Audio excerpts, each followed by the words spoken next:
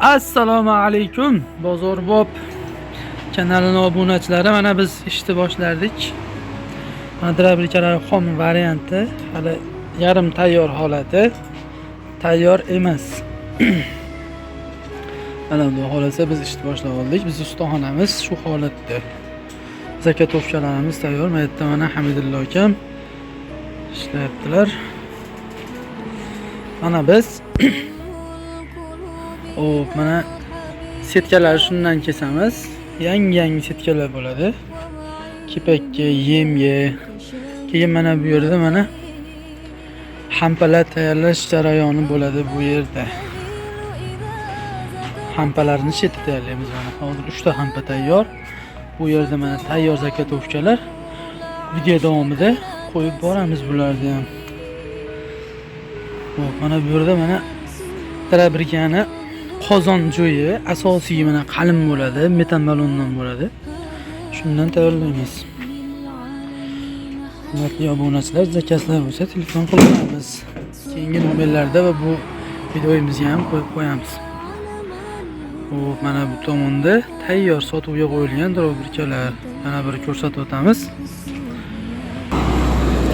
Mana tayyor sotuvga qo'yilgan drabrikalarimiz, yangi motorlar, salafan. O'tgan videoda ko'rsatganmiz. Mana tishlari o'sha va hozir 18 talik tishlari.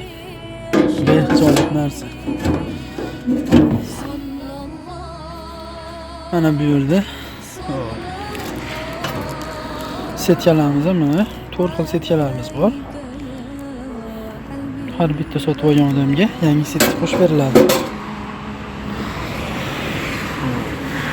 Bu yerda hampalar tayyor zakatovka qilingan hampalar, bu yerda sotuvga qo'yilgan bizning buyumlarimiz. Mana hampalar tayyor holati. Hammasi bir xil razmerda, bir xil stilda qilinadi. Hech qanaqa o'zgarish bo'lmaydi. Vaholanki zakazga o'zgartirish kiritib berishimiz mumkin, zakaz qilinsa. Mana bu old tomondan ko'rinishini ko'rsatamiz.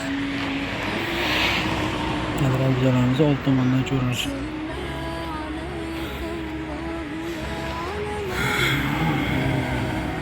Tishlari mana ko'ryapsizlar, tagida ham tishi bor buning. Tagida ham tishlari bor. Super baraban deyiladi bu tishini. Motorlarimiz zo'r holat, real holatda. Kachitasi ham zo'r inshaalloh. Mana hampada nomerlarimiz bo'ladi doimgidek. Bemalol murojaat qilaverasizlar.